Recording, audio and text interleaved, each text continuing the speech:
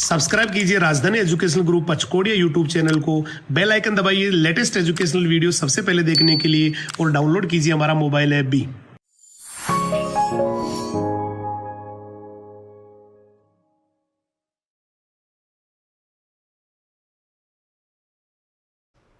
जय हिंद, जय राजधानी। कैसे हैं आप सभी? मैं हेमंत कुमार सिंह आप सभी का बायोलॉजी मेंटर एक बार फिर से हमारे राजधानी परिवार के यूट्यूब चैनल पे आपका हार्दिक स्वागत करता हूं। चलिए स्टार्ट करते हैं आज के लेक्चर को। आज हम पढ़ने वाले हैं कॉर्डेटा फाइलम में जो हमने क्लासेस देखा था। प्रोटोकॉर्डेटा का जो क्लास था वो था सिफेलोकॉर्डेटा। ठीक है, आज इस क्लास के बारे में हम स्टडी करने वाले हैं कि सिफेलोकॉर्डेट्स क्या होते हैं, इसके एग्जाम्पल, इसके जनरल कैरेक्टर्स को हम क्या करेंगे, इन डिटेल स्टडी करेंगे। ठीक है, लेकिन इससे पहले फ्यू सेकेंड्स के लिए हम ये डिस्कस कर लेते हैं कि हमने प्रीवियस लेक्चर में क्या स्टडी किया था। ठीक है, देखिए हमने प्रीवियस लेक्चर में बेसिकली किसके बारे में देखा था।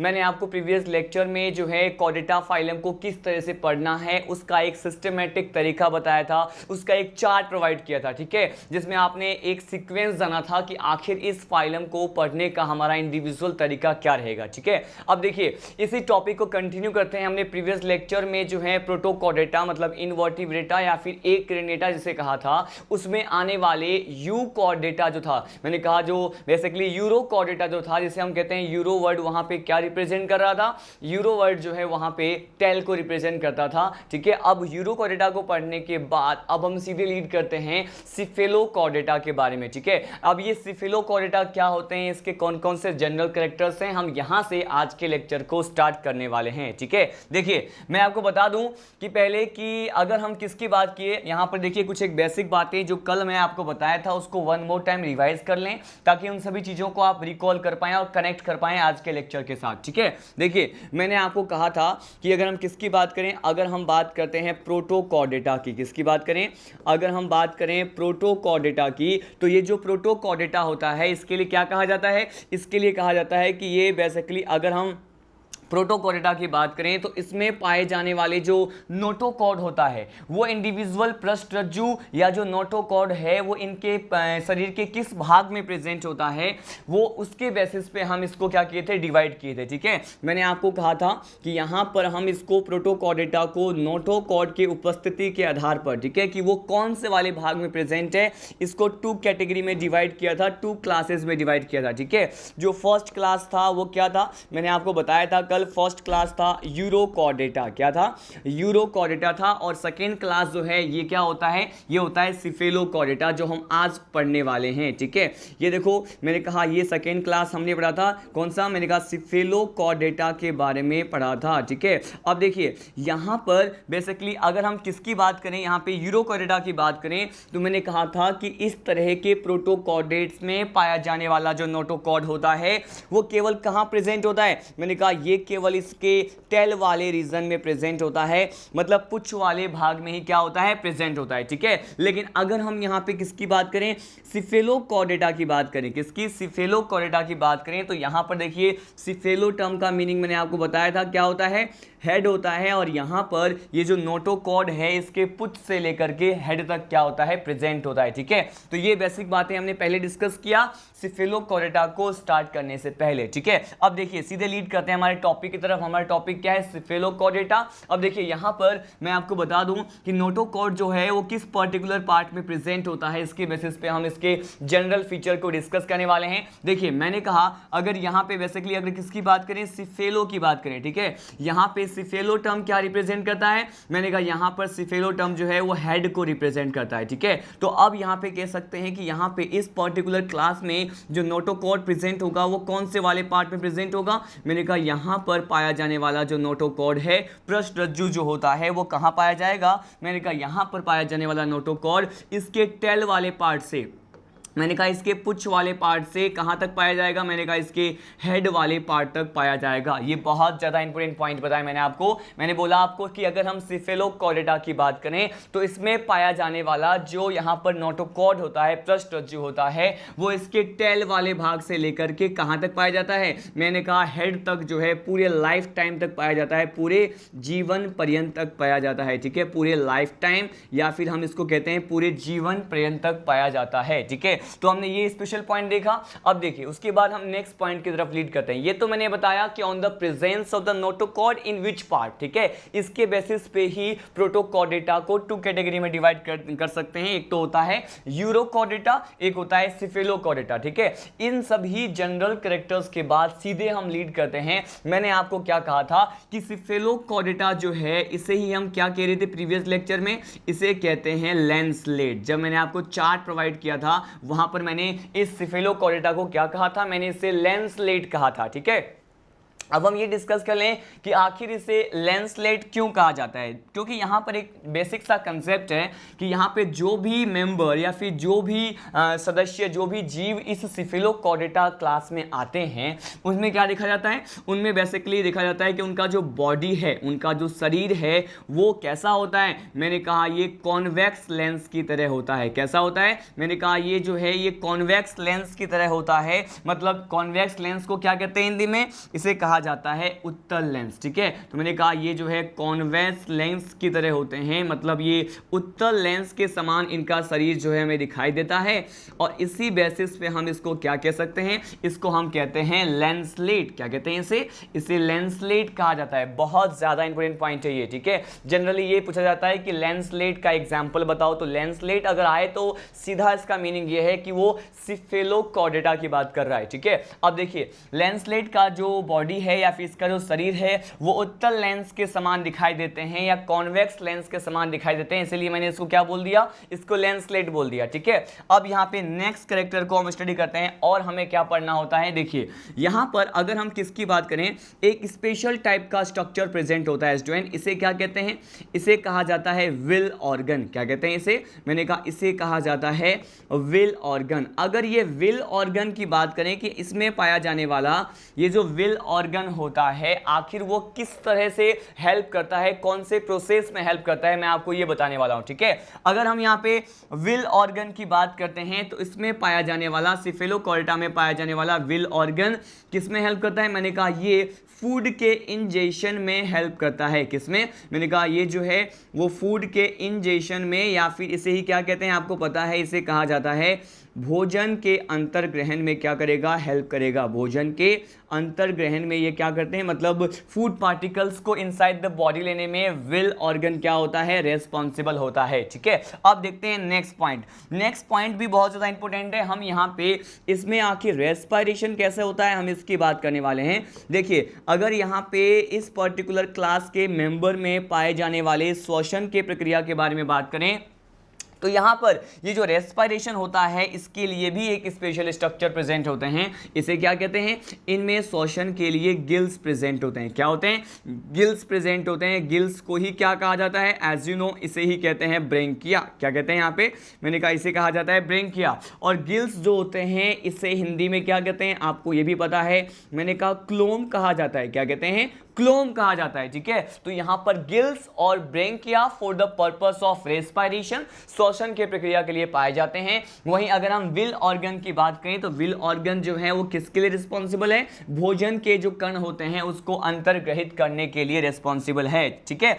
इसी पॉइंट को आगे बढ़ाते हैं हम। यहाँ पे देखिए रेस्पिरेशन के बाद अब बात करने वाले हैं इसमें एक्सक्रीशन के बारे में। मतलब यहाँ पे उत्सर्जन के लिए क्या होता है, देखिए अगर हम यहाँ पे उत्सर्जन किसकी बात करें, अगर यहाँ पे उत्सर्जन जो है वो यूरोकॉर्डेट में बात करें तो मैंने आपको प्रीवियस लेक्चर में ये बताया था स्टूडेंट कि यूरोकॉर्डेटा में जो है ग्रंथिल प्रकार का उत्सर्जन होता है, ग्लैंडुलर एक्सक्रीशन होता है। और बेसिकली वो जो एक्सक्रीशन था वो किस पर्टिकुलर स्ट्रक्चर से हुआ था, मैंने कहा यूरोकॉर्डेटा में जो यहाँ पे एक्सक्रीशन होता है वो न्यूरल ग्लैंड से होता है। किससे होता है, न्यूरल ग्लैंड से होता है। लेकिन यहाँ पे हम बात कर रहे हैं एक्सक्रीशन किसमें, सिफेलोकॉर्डेटा में, ठीक है। अब देखिए सिफेलोकॉर्डेटा में एक्सक्रीशन किससे होता है, यहाँ पर जो स्ट्रक्चर प्रेजेंट होते हैं जिससे यहाँ पे उत्सर्जन होगा इसे कहा जाता है, क्या कहते हैं, इसे कहते हैं प्रोटोनेफ्रिडिया। क्या कहते हैं इसे प्रोटोनेफ्रिडिया कहा जाता है। क्या कहते हैं, प्रोटोनेफ्रिडिया कहते हैं। और आपको ये पता है कि प्रोटोनेफ्रिडिया को हमने कहाँ पे पढ़ा था,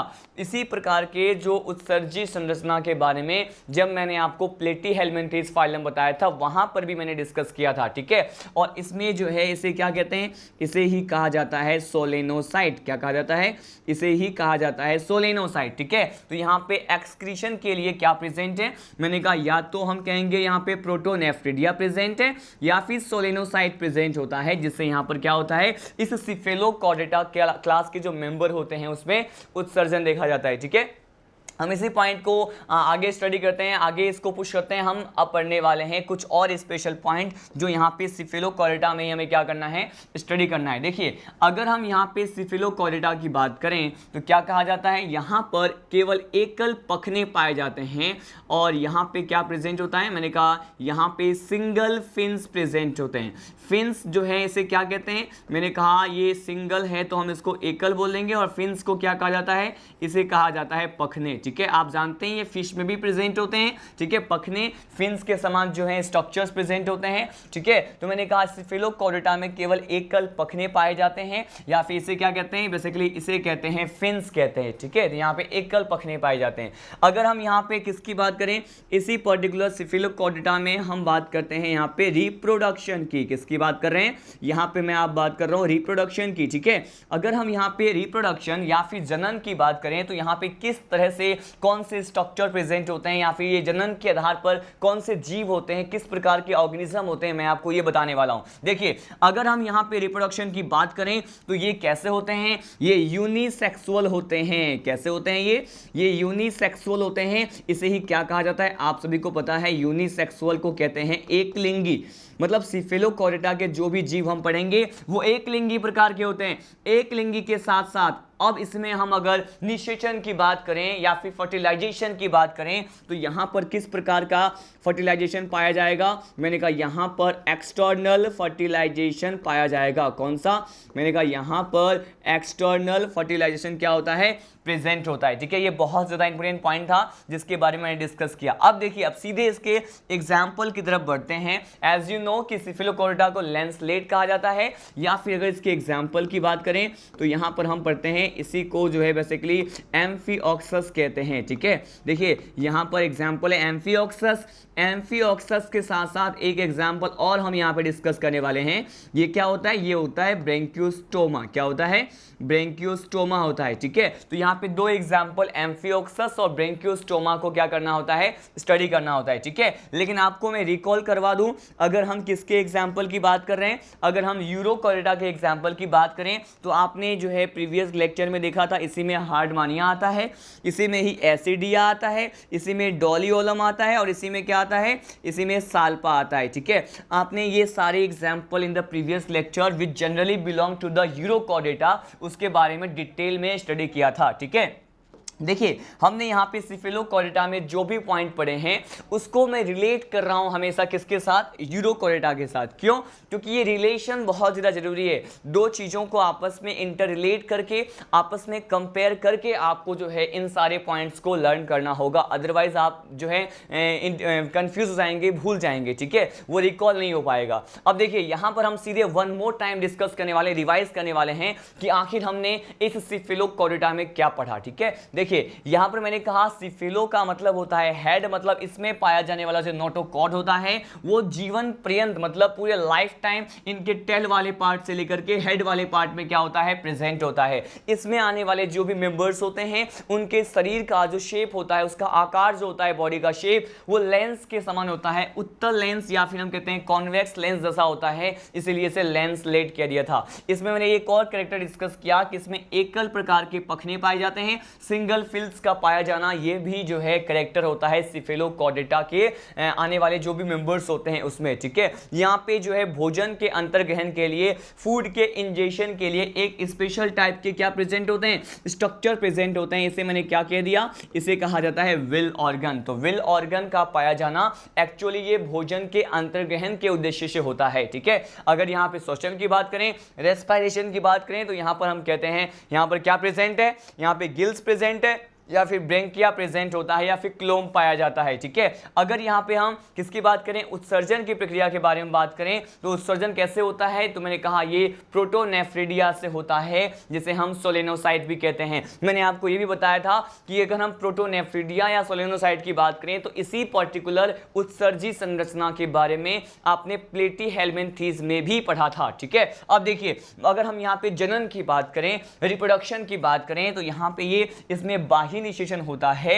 और ये कैसे होते हैं, ये एक लिंगी प्रकार के प्राणी होते हैं, सेक्सेस आर सेपरेट, दोनों ही प्रकार के जो सेक्स ऑर्गन होते हैं वो दो इंडिविजुअल अलग अलग जीवों में पाए जाएंगे। ठीक है, अगर मैं एग्जांपल की बात करूं, आपको दिख रहा है यहाँ पे एम्फिओक्सस और branchiostoma are the examples which generally belong to the which class, it is cephalochordates. ठीक है, हमने यहाँ पे स्टडी किया। अब सीधे लीड करते हैं, इसके बाद हमें जो नेक्स्ट टॉपिक पढ़ना है मैं उसमें आपको क्या बताऊंगा। हमने ये सिफेलोकॉर्डेटा तक तो पढ़ लिया, मतलब हमने यहाँ पर सिफेलोकॉर्डेटा को पढ़ने के साथ साथ ये जो प्रोटोकॉर्डेट थे, इनवर्टिब्रेट थे, जो फर्स्ट अपना सब ग्रुप होता है यहाँ पे कॉर्डेटा फाइलम में, उसको क्या कर लिया है, कंप्लीट स्टडी कर लिया है। ठीक है, अब हम नेक्स्ट जो सब ग्रुप है जिसे हम क्या कहेंगे, जिसे हम वर्टिब्रेटा कहेंगे, क्रेनिएटा कहेंगे और यूकॉर्डेटा कहेंगे, तो हम उसे आज स्टडी करने वाले हैं। तो हमारा ये प्रोटोकॉर्डेटा इसी के साथ क्या होता है, फिनिश होता है। अब हम यहाँ पे कॉर्डेटा फाइलम में आने वाले द्वितीय प्रकार के उपसमूह सेकेंड सब ग्रुप के बारे में पढ़ने वाले हैं,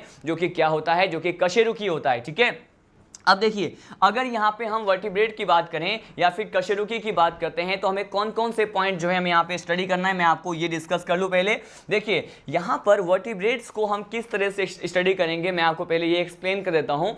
जिस तरह से हमने प्रीवियस जितने भी फाइलम अभी तक स्टडी किए हैं, ठीक है, 1 से लेकर के 11 तक, मतलब हेमिकॉर्डेटा तक जो भी हमने फाइलम स्टडी किया, उसमें जो एक हमारा स्टडी करने का एक प्रॉपर मैनर था, एक मेथड था, वो क्या था, हमने पहले उसका बेसिस ऑफ क्लासिफिकेशन डिस्कस किया था, उसके बाद उसके लाइफ प्रोसेस को डिस्कस किया था, मतलब एक तरह से एक पर्टिकुलर फिनोमिना था। उसके बाद हम क्लासिफिकेशन को कि कितने क्लास में डिवाइड करते हैं, उस क्लासेस में एग्जाम्पल स्टडी किया करते थे, उसके जनरल स्टडी किया करते थे। ठीक है, लेकिन यहाँ पर इस वर्टिब्रेटा फाइलम को स्टडी करने के जो तरीका होता है वो क्या होता है, अब मैं आपको इस कशेरुकी प्रकार के जो प्राणी होते हैं उसको स्टडी करने का एक सिंगल सा तरीका होता है कि हमें पहले बेसिस के बारे में, मतलब इसके भी कुछ क्या होते हैं, बेसिक होते हैं, उन सारे पॉइंट जो कि इसके बेसिक में इन्वॉल्व होते हैं उसको हम क्या करेंगे, फर्स्ट ऑफ ऑल स्टडी करेंगे। उसके बाद मैं आपको क्या बताऊंगा, उसके बाद आपको वर्टिब्रेटा के कैरेक्टर्स या फिर उस तरह से इसको कैसे डिवाइड करते हैं 2 डिवीजन में, जबरे सहित कशेरुकी क्या होते हैं,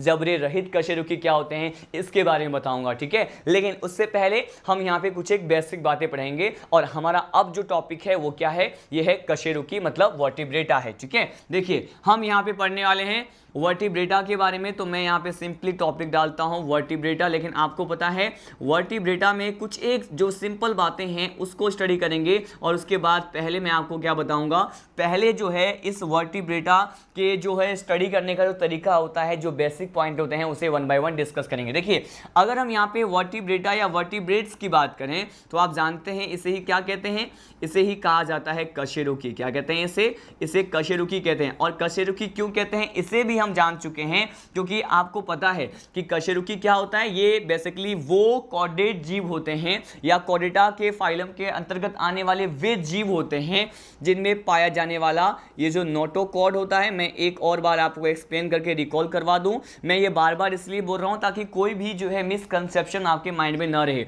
मैंने कहा इसमें पाया जाने वाला जो नोटोकॉर्ड है, पृष्ठरज्जु जो होता है वो किसमें चेंज हो जाता है, मैंने कहा ये जो है एट द टाइम ऑफ भ्रूणीय परिवर्तन या फिर एम्ब्रियोनिक डेवलपमेंट ये चेंज हो जाएगा वर्टिब्रल कॉलम में। किसमें, मैंने कहा ये जो है वर्टिब्रल कॉलम में, मैंने कहा किसमें चेंज होने वाला है, ये वर्टिब्रल कॉलम में चेंज होने वाला है। ठीक है, अब देखिए मैंने ये तो आपको प्रीवियस लेक्चर में भी डिस्कस किया था कि बेसिकली यहाँ पे हम किसकी बात कर रहे हैं, यहाँ पे हम कशेरुक दंड की बात कर रहे हैं। ठीक है, यहाँ पे वर्टिब्रेटा फाइलम को हमें या वर्टिब्रेटा जो ये सब ग्रुप होता है उसे हम डिटेल में पढ़ने वाले हैं। तो मैंने कहा ये कशेरुक जो है बेसिकली कशेरुक दंड कहा जाता है, इसे क्या कहते हैं, वर्टिब्रल कॉलम को क्या कहते हैं, इसे कहा जाता है कशेरुक दंड कहते हैं। ठीक है, तो मैंने आपको क्या बताया, मैंने आपको बताया कि कॉर्डेटा फाइलम में आने वाले वो सभी जीव जिनमें पाया जाने वाला ये जो नोटोकॉर्ड होता है वो किसमें चेंज हो जाए, मैंने कहा ये जो है वर्टिब्रल कॉलम में चेंज हो जाता है। कशेरुक दंड में अगर परिवर्तित हो जाता है भ्रूणीय परिवर्तन के समय तो उसे हम क्या कहते हैं,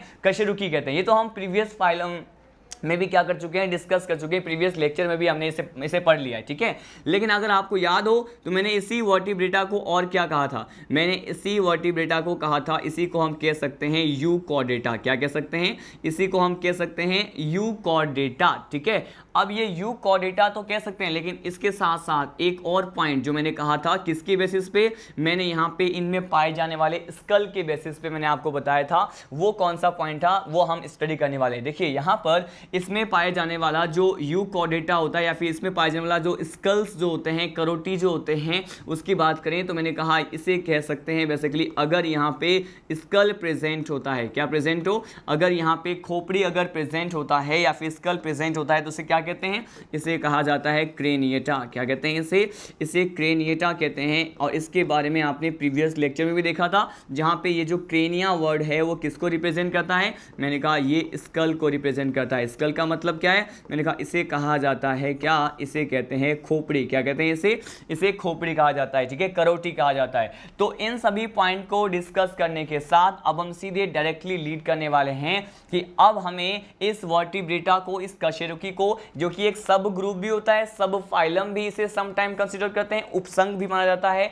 और इसे हम स्टडी करने के लिए कुछ एक अब क्या पढ़ने वाले हैं, कुछ एक बेसिक बातें पढ़ने वाले हैं, ठीक है। अब देखिए ये जो यहाँ पे हम बेसिक थिंग पढ़ेंगे ये बहुत ज़्यादा इंपॉर्टेंट है, जिसको आने वाले सभी क्लासेस में हम क्या करेंगे, इसी पर्टिकुलर पॉइंट को यूज़ करेंगे। अब देखिए यहाँ पे इस बेसिक में हमें कौन कौन से टॉपिक डिस्कस करना है। देखिए यहाँ पे फर्स्ट टॉपिक जो हम यहाँ पे इस बेसिक में पढ़ेंगे ये क्या होगा, मैं इस कशेरुकी प्रकार के जीवों में, मतलब बेसिकली अगर हम वर्टिब्रेट्स की बात करते हैं, इसमें पाए जाने वाले हार्ट की बात करेंगे। किसकी बात करेंगे, हम इसमें पाए जाने वाले पहले हृदय की बात करेंगे कि आखिर हृदय किस किस प्रकार का पाया जाता है। फिर मैं आपको बताऊंगा हार्ट के साथ साथ जो नेक्स्ट पर्टिकुलर टॉपिक होगा इसी बेसिक में, वो हम पढ़ेंगे इसमें पाया जाने वाला आरबीसी, ठीक है। तो यहाँ पे आरबीसी के टाइप्स के बारे में आपको बताऊंगा, मतलब रेड ब्लड जो कब सेल्स होते हैं इसके कौन कौन से टाइप्स के बारे में हमें स्टडी करना होता है। जो थर्ड पॉइंट होगा बेसिक का, दैट विल अबाउट फिन्स, ठीक है। यहाँ पे इसमें पाए जाने वाले पखने के बारे में हम स्टडी करेंगे, उसके टाइप्स के बारे में हम क्या करेंगे, स्टडी करेंगे, ठीक है। उसके बाद देखिए फोर्थ पॉइंट क्या होगा, फोर्थ पॉइंट जो होगा ये हम पढ़ेंगे बेसिकली किसके बारे में, फिन्स के बाद हम यहाँ पे स्टडी करेंगे बेसिकली किसके बारे में, मैं आपको बताऊंगा टिथ के बारे में, ठीक है। कि अगर हम यहाँ पे दांत की बात करें, टिथ की बात करें, तो किस प्रकार के टिथ यहाँ पे प्रेजेंट होता है, हम इसकी बात करेंगे। टिथ को स्टडी करने के बाद मैं आपको बताऊंगा स्कल के बारे में, ठीक है। यहाँ पे हम पढ़ेंगे खोपड़ी के बारे में कि आखिर जो है उसमें कौन कौन से कैरेक्टर प्रेजेंट होते हैं। ये सारे पॉइंट जो है वो बेसिक के पॉइंट है, जिसे वन बाय वन क्या करेंगे, डिस्कस करेंगे। उसके बाद ये वर्टिब्रेटा जो है सब ग्रुप को क्या करेंगे, कंटिन्यू करेंगे, ठीक है। अब देखिए लास्ट पॉइंट जो हम पढ़ेंगे वो इसमें पाए जाने वाले वर्टिब्रल कॉलम की बात करेंगे। किसकी, मैंने कहा इसमें पाए जाने वाले वर्टिब्रल कॉलम जो होते हैं, मतलब ये जो कशेरुक दंड होते हैं, हम इसकी बात करेंगे, ठीक है। ये वो सभी बेसिक पॉइंट है जो हमें यहां पर पहले डिस्कस करना है, ठीक है। यहां पे कशेरुक दंड की बात करेंगे, ठीक है। अब देखिए यहां पे कौन कौन से पॉइंट और किस सिस्टमैटिक ऑर्डर में मैंने बात की है। पहले मैं आपको हार्ट के बारे में बताऊंगा, उसके बाद आरबीसी के बारे में बात करेंगे, उसके बाद इसमें पाए जाने वाले अलग अलग प्रकार के पखने मतलब फिन्स की बात करेंगे, फिर इसमें पाए जाने वाले टिथ की बात करेंगे मतलब दांत के बारे में आपको बताऊंगा, स्कल और खोपड़ी के बारे में बताऊंगा, और साथ साथ लास्ट का पॉइंट क्या होगा, that will about vertebral column या फिर कशेरुक दंड के बारे में हम पढ़ेंगे, ठीक है। अब देखिए यहाँ पे वेरी फर्स्ट जो बेसिक का पॉइंट है वो क्या है, हार्ट है। तो चलिए यहाँ पर हम बेसिकली अब हम स्टडी करने वाले हैं हार्ट के बारे में ही पढ़ने वाले हैं, ठीक है। देखिए यहाँ पर हार्ट जो है हमारा कोई जो है बिल्कुल डिटेल में पढ़ने वाला टॉपिक नहीं है, बस हम उतना ही कंसेप्ट यहाँ पे हार्ट के बारे में पढ़ेंगे जिसको हमें यहाँ पर वर्टिब्रेटा को समझने के लिए यूज में लेना है। वैसे इंडिविजुअल ये जो हार्ट का टॉपिक होता है ये ह्यूमन फिजियोलॉजी में जब हम सर्कुलेटरी सिस्टम परिसंचरण तंत्र पढ़ते हैं वहां पे पढ़ाया जाएगा, ठीक है। यहाँ पर बस कुछ एक बेसिक बातें जो इस फाइलम में, इस कोरिडा फाइलम में समझने के लिए बहुत जरूरी है उसकी बात करें। देखिए आप जानते हैं कि ये हार्ट क्या है, हृदय क्या होता है। हार्ट जो होता है एक पंपिंग मशीन होता है। क्या होता है, मैंने कहा ये जो हार्ट होता है वो बेसिकली क्या है, मैंने कहा it is a pumping machine होता है। एक मस्कुलर बैग जैसा स्ट्रक्चर होता है, ठीक है, एक पेशीय थैली के समान स्ट्रक्चर स्ट्रक्चर है जो कि पंप करता रहता है, ठीक है, विद इन द टाइम, समय के साथ साथ, इसीलिए इसको हम पंपिंग मशीन कहते हैं। लेकिन पंपिंग मशीन के साथ साथ यहाँ पर जो है हार्ट के बारे में क्या डिस्कस करने वाले हैं। आपको ये पता है कि हार्ट जो है उसमें कुछ क्या प्रेजेंट होते हैं, हृदय में कोष्ठ पाए जाते हैं, कुछ एक चेंबर्स पाए जाते हैं, ठीक है, और उनके नंबर्स जो हैं वो निम्न प्रकार के जीवों से उच्च प्रकार के जीवों में अलग अलग होते हैं, सभी में क्या होते हैं, अलग अलग होते हैं। तो यहाँ पे इनके चेंबर्स के बेसिस पे अलग अलग तरह के हार्ट के बारे में आप बात करेंगे। यहाँ पर देखिए फर्स्ट ऑफ ऑल यहाँ पे इसके चेंबर्स के बेसिस पे यहाँ पे फर्स्ट टाइप का जो हार्ट डिस्कस करने वाले हैं ये क्या होता है, यहाँ पर हम टू चेंबर्ड हार्ट की बात करें। किसके बारे में बात करें, यहाँ पर टू चेंबर्ड अगर हार्ट की बात करें कि टू चेंबर्ड हार्ट जो होता है वो क्या होता है। देखिए इसे हिंदी में क्या कहते हैं, इसे कहा जाता है द्विकोष्ठीय। क्या कहते हैं, इसे कहा जाता है द्विकोष्ठीय हृदय। क्या कहते हैं, इसे द्विकोष्ठीय हृदय कहते हैं। अब देखिए ये जो बाई चेंबर्ड हार्ट या फिर टू चेंबर्ड हार्ट होता है इसके बारे में हमें कैसे किस तरह से पॉइंट डिस्कस करना है और ये किस पर्टिकुलर आने वाले वर्ग में पाया जाता है, हम इसको यही डिस्कस करेंगे, ठीक है। अब देखिए यहाँ पर टू चेंबर्ड हार्ट जो है इसमें क्या क्या प्रेजेंट होते हैं, कौन कौन से चेंबर होते हैं, तो आपको पता चल रहा है यहाँ पे दो लिखा है मैंने, तो बेसिकली यहाँ पे चेंबर भी कितने होंगे, टू चेंबर होंगे। ये चेंबर कौन कौन से होते हैं, ये कोष्ठ जो होते हैं वो दो प्रकार के होते हैं। ये कौन कौन से होते हैं, एक को कहा जाता है क्या, एक को कहते हैं एट्रिया। क्या कहते हैं, इसको कहा जाता है एट्रिया।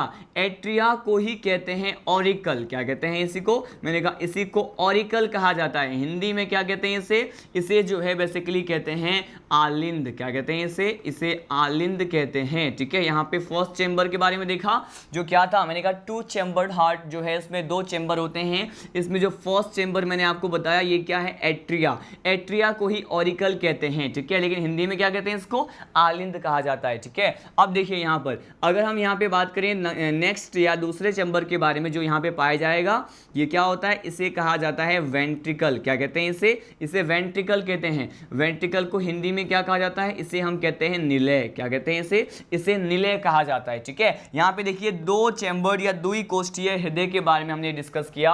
अगर हम एट्रिया या ऑरिकल मतलब आलिंद की बात करें तो इसकी संख्या इस प्रकार के जीवों में कितनी होती है, 1 होती है, ठीक है। अब देखिए अगर हम वेंट्रिकल के नंबर की बात करें तो वेंट्रिकल भी कितने होते हैं, यहाँ पे केवल एक मतलब सिंगल ही होते हैं। मतलब यहाँ पे दो कोष्ठ में जो है इनका हृदय या हार्ट क्या होता है, बटा हुआ होता है, जिसके बारे में हम यहाँ पे स्टडी करने वाले हैं, ठीक है। अगर हम यहाँ पे सीधे एग्जाम्पल की बात करें तो यहाँ पे देखिए मैंने आपको जब प्रीवियस लेक्चर में एक चार्ट प्रोवाइड किया था तो मैंने आपको कहा था जो गेनेथोस्टोमेटा होते हैं, जबड़े सहित कशेरुकी होते हैं, उसे दो प्रकार के सुपर क्लास महावर्ग में हम इसको डिवाइड कर सकते हैं। टू सुपर क्लास कौन कौन से थे, मैंने एक तरफ लिया था मत्स्य महावर्ग के बारे में और एक तरफ मैंने डिस्कस किया था किसके बारे में, टेट्रापोडा के बारे में, ठीक है। जो मत्स्य मतलब पीसीज सुपर क्लास, उसके साथ साथ हमने एम्फीबिया पढ़ा था, रेप्टिलिया, एवीज, मैमल्स, इन सब के बारे में पढ़ा था, ठीक है।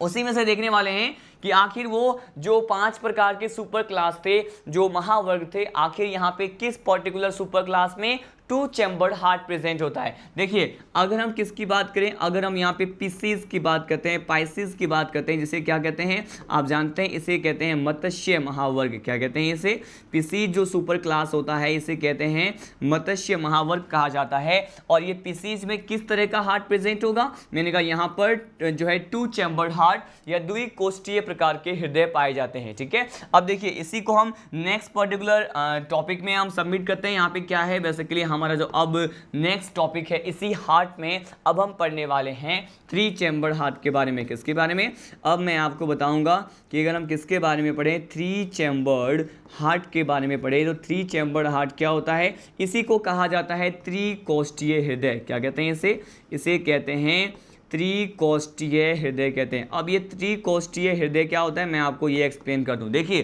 त्रिकोष्ठीय जैसा कि नाम से ही मालूम चल रहा है, यहाँ पे अब चेंबर कितने होंगे, यहाँ पे अब चेंबर होंगे कितने, 3 होंगे, ठीक है। आप जानते हैं कि ये जो चेंबर हैं वो बेसिकली क्या क्या होते हैं, मैंने कहा एक तो होता है एट्रिया जिसे हम आलिंद कहते हैं, ठीक है, और एक क्या होता है, मैंने कहा एक होता है वेंट्रिकल जिसे हम क्या कहते हैं, जिसे हम बेसिकली कहते हैं निलय, ठीक है। अब देखिए यहाँ पे एट्रिया की बात करें तो एट्रिया कितने कितने होते हैं यहाँ पे, मैंने कहा एट्रिया यहाँ पे 2 होते हैं। कितने होते हैं, एट्रिया 2 होते हैं। लेकिन अगर निलय की संख्या की बात करें तो निलय कितना होता है, मैंने कहा निलय केवल 1 होता है। ठीक है, मतलब ऐसा हार्ट जो है हम 3 चैम्बर्ड हार्ट बोलेंगे जिसमें जो है आलिंद कितने होते हैं, आलिंद यहाँ पे 2 होते हैं और निलय कितने होते हैं, मैंने कहा यहाँ पे वेंट्रिकल जो है 1 होता है। तो इस तरह के हार्ट को क्या कहेंगे, उस तरीके के हार्ट को हम 3 चैम्बर्ड हार्ट कहेंगे, त्रिकोष्ठीय हृदय कहेंगे। देखिए इसको एक सिंगल डायग्राम से यहाँ पे अगर एक्सप्लेन करें तो हम कैसे समझ सकते हैं। मैंने कहा यहाँ पर देखिए, सपोज मैंने ये जो पर्टिकुलर पार्ट बताया है ये क्या है, मैंने कहा ये जो है इसके एट्रिया मतलब इसके आलिंद को रिप्रेजेंट कर रहा है। ठीक है, और यहाँ पर देखिए ये वाला जो पार्ट होता है ये इसके किसको रिप्रेजेंट कर रहा है, ये जो पार्ट है ये इसके निलय को रिप्रेजेंट कर रहा है। ठीक है, अब देखिए यहाँ पर हम क्या डिस्कस करते हैं कि सपोज ये क्या है, ये एट्रिया है, ये भी क्या है, मैंने कहा ये भी एट्रिया है, तो ए से रिप्रेजेंट कर दिया, जैसे हिंदी में क्या कहते हैं, आलिंद कहते हैं। ठीक है, लेकिन यहाँ पे 2 प्रकार के तो आलिंद आपको दिखाई दे रहे हैं, लेकिन यहाँ पर केवल एक सिंगल प्रकार का क्या होता है, निलय होते हैं। ठीक है, आपको ये पता होना चाहिए कि ये जो निलय होता है उसका डायमीटर, उसका जो व्यास होता है वो हमेशा आलिंद से क्या होता है, ज्यादा होता है। ठीक है, यहाँ पे देखिए निलय को मैंने क्या किया है, बड़ा बनाया है, लेकिन आलिंद को छोटे बनाए हैं। संख्या की बात करें तो आलिंद 2 है और निलय कितना है, 1 है। ठीक है, और इस तरह के हार्ट को क्या कहते हैं, इसे हम 3 चैम्बर्ड हार्ट कहते हैं। लेकिन अगर हम यहाँ पे एग्जाम्पल की बात करें कि आखिर वो कौन कौन से एग्जाम्पल हैं, मतलब वो कौन सा सुपर क्लास है जिसमें ये 3 चैम्बर टाइप के हार्ट प्रेजेंट होते हैं, तो यहाँ देखिए जो वेरी फर्स्ट यहाँ पे जो सुपर क्लास जिसमें त्रिकोष्ठीय प्रकार का हृदय पाया जाता है वो कौन सा होता है, मैंने कहा ये होता है एम्फीबिया। क्या होता है, अगर हम यहाँ पे किसकी बात करें, अगर यहाँ पे एम्फीबिया की बात करें, आप जानते हैं एम्फीबिया को क्या कहते हैं, एम्फीबिया को कहते हैं उभयचर। क्या कहते हैं इसको, उभयचर कहते हैं। ठीक है, अब देखिए एम्फीबिया में किस प्रकार का हार्ट होता है, 3 चैम्बर्ड हार्ट होता है। अगर यहाँ पे सेकेंड एग्जाम्पल की बात करें तो ये कौन सा है, मैंने कहा ये जो सेकेंड एग्जाम्पल जिसके बारे में पढ़ रहे हैं ये है बेसिकली रेप्टाइल्स। ठीक है, यहाँ पे रेप्टाइल्स या फिर सरीसृप जो महावर्ग होता है उसमें भी क्या होता है, मैंने कहा यहाँ पे देखिए ये जो सरीसृप महावर्ग है इसमें भी 3 चैम्बर्ड हार्ट प्रेजेंट होता है। ठीक है, लेकिन यहाँ पे इंपॉर्टेंट थिंग क्या है जो हमें जानना है, यहाँ पे रेप्टाइल्स में सभी मेंबर्स में 3 चैम्बर्ड हार्ट प्रेजेंट नहीं होता, यहाँ पर एक्सेप्शन भी होता है। ठीक है, और हम इस एक्सेप्शन की बात करते हैं, हम यहाँ पे किसकी बात करने वाले हैं, हम यहाँ पे अपवाद की बात करने वाले हैं कि आखिर वो कौन सा अपवाद है जो कि बेसिकली 3 चैम्बर्ड हार्ट को नहीं रखता। बाकी सभी मेंबर जो रेप्टाइल्स के होते हैं उसमें त्रिकोष्ठीय प्रकार का हृदय होगा, लेकिन एक सिंगल में नहीं होगा। वो क्या है, मैंने कहा यहाँ पर जब हम स्टडी करेंगे क्रोकोडाइल के बारे में। ठीक है, क्रोकोडाइल मतलब मगरमच्छ की अगर बात करें, क्रोकोडाइल या फिर मगरमच्छ की बात करते हैं तो ये जो क्रोकोडाइल होता है इसमें मैंने कहा किस प्रकार का हृदय होता है, मैंने कहा यहाँ पर 3 चैम्बर्ड हार्ट नहीं होता है, यहाँ पे अपवाद स्वरूप यहाँ पे किस प्रकार का हार्ट होता है, मैंने कहा यहाँ पे 4 चैम्बर्ड हार्ट होता है। कितना होता है, मैंने कहा यहाँ पे 4 चैम्बर 4 कोष्ठीय हार्ट जो है अपवाद स्वरूप रेप्टाइल्स के एक मेंबर जिसे हम कहते हैं क्रोकोडाइल यहाँ पर प्रेजेंट होता है। ठीक है, अब देखिए 3 चैम्बर हार्ट किसमें था, एम्फीबिया मतलब उभयचर में था, इसके साथ साथ रेप्टाइल्स में भी था, सरीसृप में भी था। ठीक है, अब इसी पर्टिकुलर पॉइंट को हम क्या करते हैं, कंटिन्यू करते हैं। हम यहाँ पे 3 चैम्बर्ड हार्ट के बारे में स्टडी कर चुके हैं, अब हम यहाँ पे देखने वाले हैं हमारा जो ये पर्टिकुलर थर्ड जो टॉपिक है इसी में ही हार्ट में ही अब हम पढ़ने वाले हैं किसके बारे में, अब हम पढ़ने वाले हैं 4 चैम्बर्ड हार्ट के बारे में। ठीक है, यहाँ पे अगर हम 4 चैम्बर्ड हार्ट की बात करें मतलब यहाँ पे किसकी बात कर रहे हैं, जिसमें 4 प्रकार के क्या हो कोष्ठ पाए जाते हैं। ठीक है, लेकिन ये होते क्या हैं आपको पता है, मैंने कहा ये हो सकते हैं आलिंद जिसे क्या कहते हैं, जिसे एट्रिया कहते हैं, हिंदी में मैंने वहाँ लिख दिया है आलिंद। और देखिए ये क्या हो सकते हैं, अगेन ये हो सकते हैं वेंट्रिकल। क्या हो सकते हैं, ये वेंट्रिकल हो सकते हैं। लेकिन यहाँ पर अगर हम आलिंद की बात करते हैं तो आलिंद की संख्या कितनी होती है, इस प्रकार के जो 4 कोष्ठीय जो हृदय है यहाँ पे आलिंद 2 होते हैं और निलय कितने होते हैं, मैंने कहा निलय भी यहाँ पर कितने होते हैं, 2 होते हैं। इस प्रकार से हृदय में 4 कोष्ठ पाए जाते हैं, 4 प्रकार के चैम्बर यहाँ पे क्या होते हैं, प्रेजेंट होते हैं। ठीक है, एट्रिया पे वेंट्रिकल की बात की, एक डायग्राम के थ्रू यहाँ पे एक्सप्लेन करते हैं कि आखिर ये किस तरह से प्रेजेंट होगा। देखिए मैंने कहा ये जो 4 कोष्ठ होते हैं 4 चैम्बर होता है वो कुछ इस तरह से यहाँ पे प्रेजेंट होता है। मैंने कहा यहाँ पर देखिए बेसिकली मैंने कहा ये आपको कितने चैम्बर दिखाई दे रहे हैं, मैंने कहा यहाँ पे 4 चैम्बर होते हैं। और यहाँ पे ऊपर वाले जो 2 चैम्बर है वो किसको रिप्रेजेंट करता है, मैंने कहा ये किसको रिप्रेजेंट कर रहा है, ये दोनों एट्रिया है। क्या है, ये आलिंद को रिप्रेजेंट कर रहा है। है। लेकिन यहाँ पर नीचे वाले जो चेंबर हैं जिनका व्यास ज़्यादा होता है वो किसको रिप्रेजेंट करता है? मैंने कहा जिसका व्यास ज़्यादा है वो किसको रिप्रेजेंट कर रहा है? निलय को रिप्रेजेंट कर रहा है। मतलब ये क्या है? वेंट्रिकल होते हैं। तो दो तो वेंट्रिकल है और दो क्या यहाँ पे ऑरिकल या फिर एट्रिया आलिंद होते हैं। तो चार प्रकार के यहाँ पे क्या होते हैं? हार्ट में कोष्ठ पाए जाते हैं या फिर चेंबर पाए जाते हैं। लेकिन यहाँ पर मैं आपको बता दूं एक कंसेप्ट सीखते हैं यहाँ पे। बेसिकली अगर हम कोई सा भी अब डायग्राम बनाएं, ठीक है, तो आप जानते हैं कि डायग्राम बनाते हुए जो हमारा राइट हैंड होता है वो डायग्राम का कौन सा पार्ट होता है? लेफ्ट वाला पार्ट होता है, अपोजिट होता है। किसी भी पर्टिकुलर डायग्राम को अगर आप देखें तो अगर उसमें लेफ्ट और राइट पार्ट के बारे में मेंशन किया होता है कि ये दायां भाग है, ये बायां भाग है, तो बेसिकली वो अपोजिट होता है। मतलब ये देखिए मैंने कहा लिखते हुए मेरा जो ये राइट हैंड है वो डायग्राम का कौन सा होता है? कौन सा पार्ट हो जाएगा? लेफ्ट पार्ट हो जाएगा। लेकिन ये जो मेरा लेफ्ट हैंड है वो डायग्राम का राइट पार्ट होता है। बस इतना सा कंसेप्ट आपको पता होना चाहिए। जब हम ह्यूमन फिजियो में बहुत सारे डायग्राम पढ़ेंगे तो वहां पर इसी कंसेप्ट को यूज किया जाता है हर डायग्राम में कि अगर जो हमारा जो बेसिकली ये जो राइट हैंड है वो बेसिकली जो डायग्राम होता है उसका लेफ्ट पार्ट होता है। तो देखिए यहां पर अगर मैं ये बात करूं दो प्रकार के एट्रिया, दो प्रकार के वेंट्रिकल तो होते हैं, लेकिन कौन सा एट्रिया राइट एट्रिया है, कौन सा लेफ्ट एट्रिया है, इसकी बात करने वाले हैं। तो ये मेरा राइट हैंड है, तो राइट हैंड वाले पार्ट को हम क्या कहेंगे? लेफ्ट वाला पार्ट होगा वो डायग्राम का। मैंने कहा ये क्या है? मैंने कहा ये जो एल है, एल रिप्रेजेंट कर रहा है लेफ्ट को। क्या रिप्रेजेंट कर रहा है? मैंने कहा ये लेफ्ट को रिप्रेजेंट कर रहा है। तो ये वाला पार्ट एल हो गया। ये वाला जो है अपना राइट हैंड है, तो ये जो है इसका इस डायग्राम का ये वाला पार्ट भी क्या होगा? लेफ्ट वाला पार्ट होगा। ठीक है, अब देखते हैं तो ये दोनों वाला पार्ट क्या है हमारा? ये लेफ्ट हैंड वाला पार्ट है, तो डायग्राम का कौन सा पार्ट हो गया? ये राइट वाला पार्ट हो गया। तो मैंने कहा बेसिकली ये क्या हो गया? ये राइट हो गया। ठीक है, जस्ट अपोजिट लगाना है कि जो हमारा राइट हैंड वाला पार्ट है वो डायग्राम का लेफ्ट वाला पार्ट था, इसीलिए मैंने इसे जो है एल से रिप्रेजेंट किया। ठीक है, लेकिन जो हमारा लेफ्ट हैंड वाला पार्ट होता है वो डायग्राम का राइट पार्ट होता है, इसलिए मैंने कहा यहां पर बेसिकली ये क्या है? आर से रिप्रेजेंट कर दिया है। लेकिन यहां पे R A, L A, R V और एल वी क्या रिप्रेजेंट करता है? हम ये भी यहां पे देख लें। देखिए आपको पता है मैंने कहा ये ए जो है वो आलिंद को रिप्रेजेंट करता है, लेकिन ये कौन सा आलिंद है? ये बायां आलिंद है। मतलब जिसे हम क्या कहेंगे?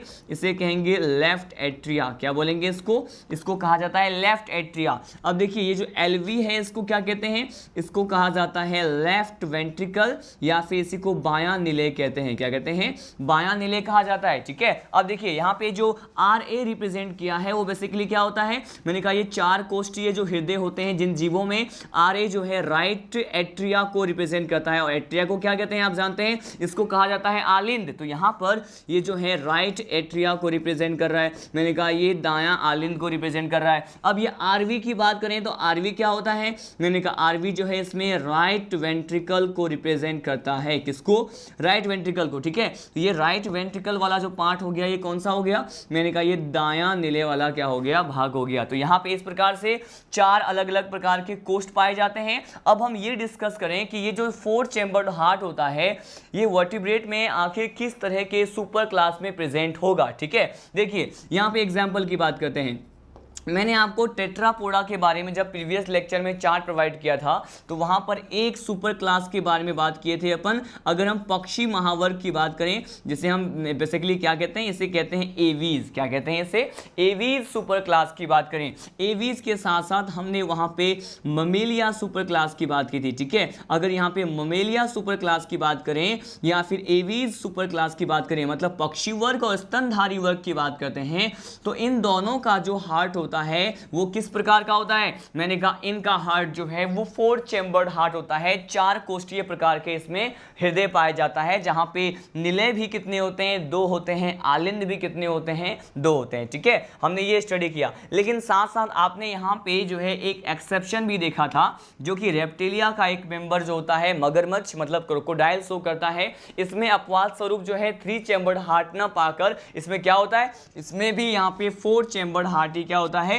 प्रेजेंट होता है। ठीक है, तो यहां पर हमने जो इस वर्टिब्रेट फाइलम को जो स्टडी करना है, सब फाइलम को हमें क्या करना है? स्टडी करना है। इसका जो बेसिक पॉइंट में जो फर्स्ट पॉइंट मैंने आपको बताया वो किसके बारे में था? ये हार्ट के बारे में था कि आखिर ये कॉरिडा फाइलम में जो आने वाले ये सुपर क्लास है, एवीज, ममेलिया या पीसीज है या फिर एम्फीबिया और रेप्टाइल्स है, इसको जब हम पढ़ेंगे तो इस तरह के टर्म्स को मैं यूज करूंगा। मैं कहूंगा कि बेसिकली जब मैं आपको पढ़ाऊंगा एवीज तो मैं कहूंगा इसमें आने वाले जीवों में जो हार्ट होते हैं वो कैसे होते हैं, 4 चैम्बर्ड हार्ट होते हैं। तो बस वहां पे मुझे बार बार बताना नहीं पड़ेगा, क्योंकि यहां पर इस बेसिक पॉइंट में हम इन सभी चीजों को क्या कर चुके हैं, स्टडी कर चुके हैं। ठीक है, तो बस जनरली आप क्विक जो है माइंड जो है अप्लाई कर पाएंगे कि अगर हम बात करें किसकी, अगर हम बात करें सपोज कि उभयचर में हृदय कैसा मिलेगा, तो यहीं से मालूम चल रहा है कि उभयचर मतलब एम्फीबिया जो है, इसमें पाया जाने वाला जो हार्ट होता है वो 3 चैम्बर्ड होता है। सपोज जब हम पढ़ेंगे पीसीज महावर्ग के बारे में, तो यहां पे दिख रहा है आपको कि 2 चैम्बर्ड हार्ट जो होता है वो पीसीज सुपर क्लास में क्या होता है, प्रेजेंट होता है। ठीक, अब इसी टॉपिक को हम कंटिन्यू करते हैं। हमारा जो बेसिक का जो सेकेंड पॉइंट होता है, जिसे हम क्या कहते हैं, इसे हम आरबीसी कहते हैं। क्या कहते हैं इसे आरबीसी कहते हैं। हम ये देखने वाले हैं कि आखिर ये जो कशेरुकी प्रकार के जीव होते हैं उसमें आरबीसी हमें किस किस प्रकार के पाए जाते हैं या फिर किस किस प्रकार के देखने को मिलेंगे, हम इसकी बात करें, मतलब रेड ब्लड कप सेल्स की बात कर रहे हैं। ठीक है, अब देखिए हम जो पढ़ने वाले हैं, हमारा जो नेक्स्ट टॉपिक है ये है आरबीसी एंड इट्स टाइप। ठीक है, टाइप्स ऑफ आरबीसी के बारे में सेकेंड बेसिक पॉइंट है हमारा, ये क्या है, RBC and it's type, RBC and its types. ठीक है, मतलब यहाँ पे आरबीसी के अलग अलग प्रकार के बारे में मैं आपको बताने वाला हूँ। ये भी कंसेप्ट बहुत ज़्यादा इंपॉर्टेंट है। आरबीसी को क्या कहते हैं आपको पता है, आरबीसी को क्या कहते हैं, इसी को कहा जाता है रेड ब्लड कप सेल्स। क्या कहते हैं, यहाँ पे रेड ब्लड कप सेल्स कहते हैं। ठीक है, यहाँ पर रेड ब्लड कप सेल्स बोला है मैंने, कप सेल्स को हिंदी में कहते हैं कणिकाएं, लेकिन किसी किसी बुक में आपको देखने को मिलेगा यहाँ पे सेल्स लिखा होता है। तो रेड ब्लड सेल्स तो बिल्कुल कैजुअल सा है, एक्चुअली में रेड ब्लड जो सेल्स होते हैं कोशिकाओं में कणिकाएं होते हैं। ठीक है, जो बिल्कुल माइक्रो साइज के होते हैं, सूक्ष्म आकार के होते हैं। तो यहाँ पे रेड ब्लड सेल्स से ज़्यादा उपयुक्त होगा कि हम इसको क्या बोलें, रेड ब्लड कप सेल्स बोलें, मतलब लाल रक्त कणिकाएं बोलना ज़्यादा सही रहेगा कोशिकाओं की बजाय। ठीक है, तो ये देखिए यहाँ पर मैंने कहा ये जो है बेसिकली आरबीसी को हमने कह दिया ये क्या है, रेड ब्लड कप सेल्स हैं। अब हम ये देखने वाले हैं कि आखिर इस प्रकार के, इस सब फाइलम के जो मेंबर्स होते हैं वर्टिब्रेटा के, उसमें किस किस प्रकार के आरबीसी के पाए जाने की संभावनाएं हैं, उनके टाइप्स के बारे में यहाँ पे स्टडी करते हैं। ठीक है, देखिए यहाँ पे मेजरली हम 3 टाइप्स के आरबीसी की बात करेंगे, 3 प्रकार के आरबीसी के पाए जाने की यहाँ पे संभावनाएं हैं। ये कौन कौन से हैं, हम यहाँ पे ये देखते हैं। देखिए फर्स्ट टाइप का जो आरबीसी इसमें प्रेजेंट होता है, इसे क्या कहते हैं, इसे कहा जाता है स्टूडेंट बेसिकली जो हमारा फर्स्ट टाइप है कि आरबीसी कैसा हो। मैंने कहा कुछ जीव यहाँ पे, कुछ ऑर्गेनिज्म ऐसे होते हैं जिसका आरबीसी कैसा होता है, मैंने कहा यहाँ पर ओवल होता है। कैसा होता है, मैंने कहा ये ओवल होता है। ओवल के साथ साथ ये कैसा होता है, मैंने कहा ये नॉन न्यूक्लिएटेड होता है। कैसा होता है, ये नॉन न्यूक्लिएटेड होता है। तो हम ये बात कर लें कि आखिर ये ओवल क्या है या फिर नॉन न्यूक्लिएटेड क्या होते हैं। देखिए ओवल को हिंदी में कहा जाता है अंडाकार, मतलब इसका शेप क्या हो, मैंने कहा हो सकता है कुछ एक जीवों में पाए जाने वाले आरबीसी का शेप कैसा हो, अंडाकार हो, मतलब ओवल हो। ठीक है, और उसमें केंद्रक नहीं पाए जाते तो हम इसको क्या कहेंगे, इसे कहेंगे केंद्रक विहीन। क्या कहेंगे, इसे हम कहेंगे केंद्रक विहीन आरबीसी। ठीक है, तो हमारा जो आरबीसी का जो फर्स्ट कैटेगरी है, फर्स्ट टाइप है, प्रथम प्रकार के आरबीसी जो यहाँ पर जीवों में पाए जा सकते हैं इस वर्टिब्रेटा में, ये क्या हो सकते हैं, हो सकता है कुछ जीवों में ओवल, और ये जो नॉन न्यूक्लिएटेड जो यहाँ पे आरबीसी होते हैं वो पाए जा सकते हैं। ठीक है, यहाँ पे पहले कैटेगरीज की बात कर लेते हैं, सेकेंड कैटेगरी बात करते हैं।